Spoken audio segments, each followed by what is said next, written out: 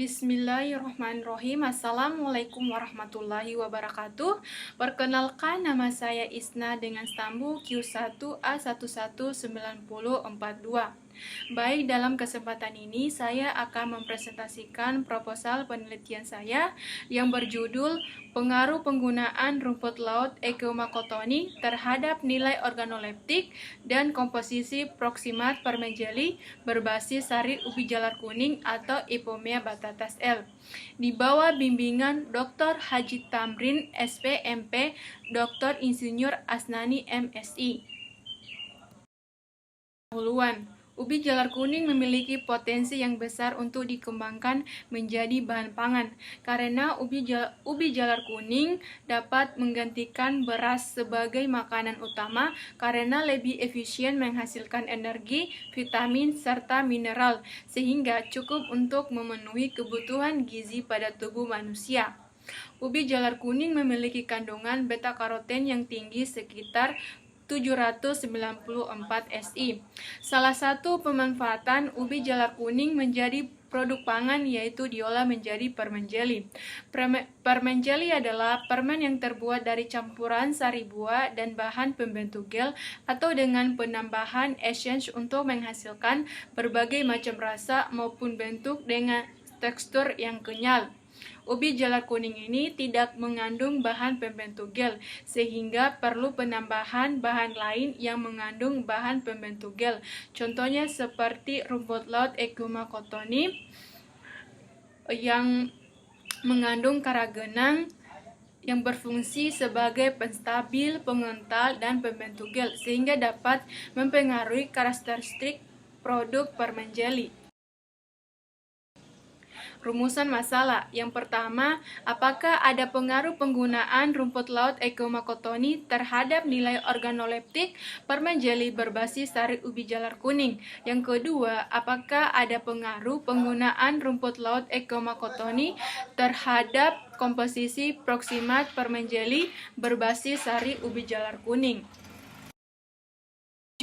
Adapun tujuannya yaitu sebagai berikut. Yang pertama, untuk mengetahui pengaruh penggunaan rumput laut Ekeuma cottoni terhadap nilai organoleptik permen jeli berbasis sari ubi jalar kuning.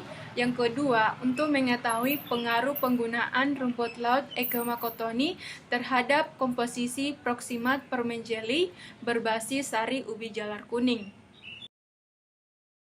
Manfaatnya yang pertama, sebagai bahan informasi mengenai produk permen jeli dari sari ubi jalar kuning dan rumput laut Ekeuma cottoni terhadap nilai organoleptik dan komposisi proksimat. Yang kedua, sebagai bahan pembanding dan referensi bagi peneliti selanjutnya. Dewan Pustaka. Deskriptif teori. Yang pertama, ubi jalar kuning. Yang kedua, komposisi ubi jalar kuning. Yang ketiga, rumput laut Ekeuma cottoni. Yang keempat, komposisi rumput laut Ekeuma cottoni. Yang kelima, permen jeli. Yang keenam, mutu permen jeli. Yang ketujuh, bahan pembuatan permen jeli, yaitu sari ubi jalar kuning, bubur rumput laut, sukrosa, asam sitrat. Yang kedelapan, karakteristik organoleptik, warna, aroma, rasa, tekstur. Yang kesembilan, analisis kimia.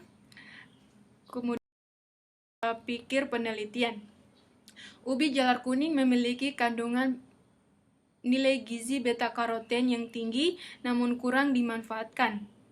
Rumput laut sangat melimpah di perairan Indonesia namun kurang dimanfaatkan sebagai pangan produk diversifikasi. Masalahnya, pengolahan ubi jalar kuning dan rumput laut belum maksimal. Solusinya dengan pengembangan produk permen jeli ubi jalar kuning dan rumput laut sebagai produk diversifikasi.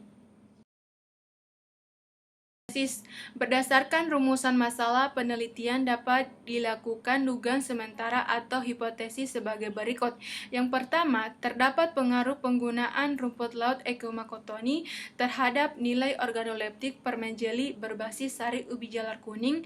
Yang kedua, terdapat pengaruh penggunaan rumput laut Ekeuma cottoni terhadap komposisi proksimat permen jeli berbasis sari ubi jalar kuning. Metode penelitian, tempat dan waktu. Penelitian ini akan dilaksanakan di Laboratorium Ilmu dan Teknologi Pangan, Fakultas Pertanian Universitas Halu Oleo, Kendari, Sulawesi Tenggara pada Desember 2022 sampai selesai. Bahan dan alat. Bahan yang digunakan terdiri atas bahan utama dan bahan tambahan. Bahan utama adalah ubi jalar kuning dan rumput laut Echomakotoni. Bahan tambahan yaitu air, sukrosa, dan asam sitrat.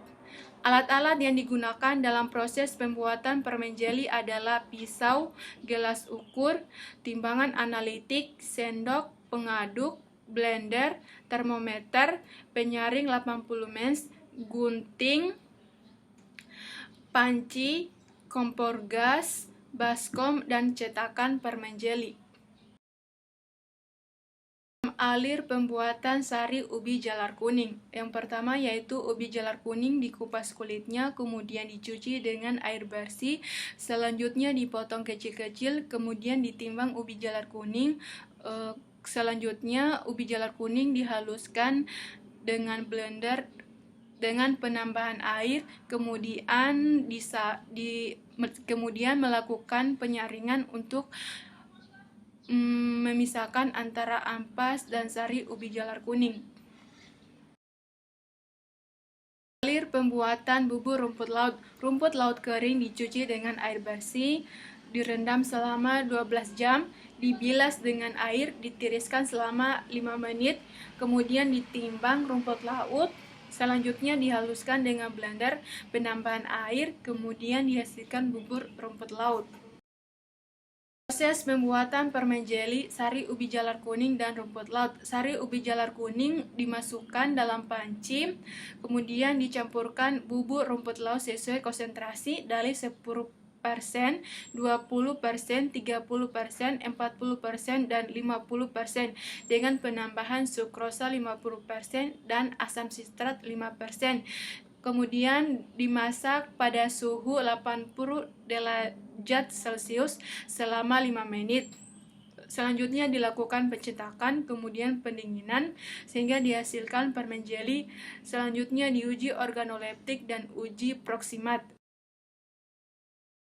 Rancangan penelitian menggunakan rancangan acak lengkap dengan 5 taraf dengan masing-masing 3 kali ulangan sehingga diperoleh 15 unit percobaan. Dana penelitian untuk perlakuan pertama yaitu sari ubi jalar kuning 90%, bubur rumput laut 10%, perlakuan kedua sari ubi jalar kuning 80%, bubur rumput laut 20%, perlakuan ketiga sari ubi jalar kuning 70%, bubur rumput laut 30%, perlakuan keempat sari ubi jalar kuning 60%, bubur rumput laut 40%. Perlakuan kelima sari ubi jalar kuning 50%, bubur rumput laut 50%. Variabel penelitian yang diamati dalam penelitian ini adalah karakteristik organoleptik meliputi warna, rasa, aroma, dan tekstur, serta analisis proksimat meliputi kadar air, kadar karbohidrat, kadar beta-karoten, dan kadar serat kasar. Analisis data dianalisis dengan menggunakan analisis sidigram atau ANOVA. Jika data yang diperoleh berpengaruh nyata terhadap variabel pengamatan, maka dapat dilanjutkan dengan uji Damkort. Pada taraf kepercayaan 95%, delta 0,05.